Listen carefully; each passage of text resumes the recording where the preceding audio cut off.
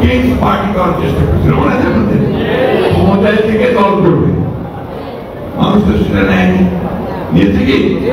তাড়াতাড়ি স্টেশন দিয়ে পালিয়ে যেতে হবে, তাই না? হাসিনাকে পালাতে, হাসিনা পালিয়ে গেছে কেন? হাসিনা পালিয়ে গেছে সে চিন্তা করতে ভুল করেছে। আমরা বারবার বলছি ন্যায়ালয় পড়েন, মানুষের চোখের ভাষা বোঝেন। মানুষ এখন আপনাদের আর চায় না, আপনারা দেশটাকে ধ্বংস করেছেন, আমাদের কথা তারা শুনে না, শুনে উল্টো নির্বাচন ব্যবস্থা ধ্বংস করেছে, ছাত্রদের গুলি করে হত্যা করেছে এবং শেষ পর্যন্ত পালিয়ে গেছে। আমাদের ছেলে মেয়েরা, আমার মেয়েও বলে পালাইছে বলে, আমরা পলাইছে, হাসিনা পলাইছে, তাই না? এখন ওই জিনিসটা আমি আবারও রিপিট করতে চাই যে আমরা এমন কাজ যেন না করি, কেউই না, যে কাজ আমাদের দেশকে আবার অনিশ্চয়তার দিকে, অস্থিরতার দিকে নিয়ে যাবে। আমি সংক্ষিপ্ত করে নিয়ে আসছি। মৌলানা ভাসানী আমাদেরকে সে পথ বারবার দেখিয়েছে। মৌলানা ভাসানী হলেন, তাকে কি বলতেন? Prophet of violence.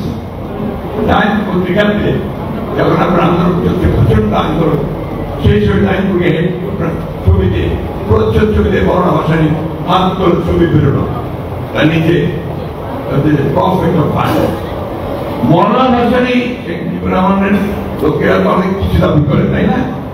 মৌলানা ভাসানী প্রথম এই পল্টন বাজারে দাঁড়িয়ে, এখানে কাজী ভাইরা বসে আছে, আমাদের নানু ভাইরা বসে আছে, মাহবুদারা সব ছিল, তারা প্রথম সেদিন আপনার বাংলাদেশের স্বাধীনতা ঘোষণা করেছিল। ভুলে গেছেন? বলেন না তো কথা, বলবেন। মৌলানা প্রথম আন্দোলন শুরু করেছিল আপনার খানের বিরুদ্ধে। একটা অটো রিক্সার একটা হরতাল ছিল, অটো রিক্সা আমাদের হরতাল, পাকিস্তান বলে কথা বলছি, মনে রাখেন তখন আপনার গভর্নর। ওই হরতালের পল্টন ময়দানে মিটিং হচ্ছে, কেন জানি না মৌলানা ভাসানী যেতে বক্তৃতা করবেন, সেটা মানুষ বোঝায়। তখন কিন্তু 4 দিয়ে মানুষ আনতে হতো না, 5 দিয়ে আনতে হতো না, টাকাও দিতে হতো না কাউকে, মানুষ সব চলে আসতো পল্টন ময়দানে। বাদাম খাতো, বাদাম কিনে বসে বসে বাদাম খেতে পাওয়া।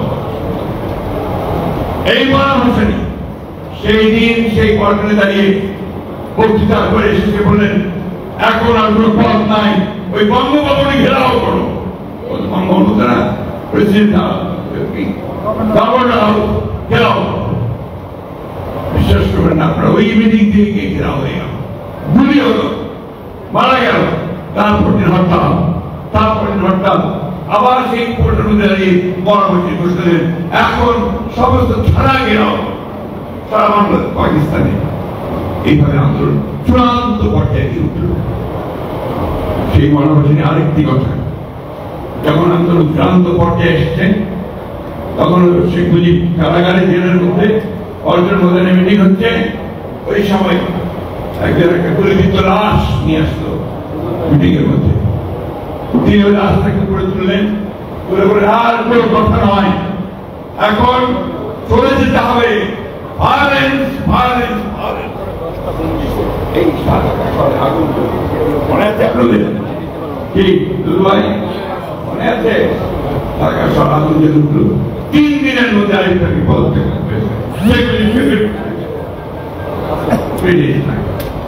এটা ছিলেন মহারানা। একদিকে যেমন তিনি আগুন দিয়ে জ্বালিয়ে উঠাতে পারতেন, তিনি আবার সাথে সাথে ঠান্ডা চলে আসেন। আপনি বলতে আপনারা শুনেছেন, একেবারে চিহ্ন পর্ব মিলে বসতেন, একটা চৌকির উপরে থাকতেন, একটা ছাউনির ঘর, সেইখানে তিনি বাস করতেন। আমার মনে আছে একটা কথা, আমরা বিশ্বাস করতে পারবো না। আমি যখন ঢাকা ইউনিভার্সিটির শেষ বর্ষের ছাত্র, পল্টনে মৌলানা ভাসানী ডাক দিয়েছেন কৃষক সমাবেশ। তো ওই তখন আমরা নিয়ে চলছে মার্শাল্লাহ, এই এখানে মার্শাল্লাহ সমাবেশ নিষিদ্ধ, কেউ সমাবেশ করতে পারবে না।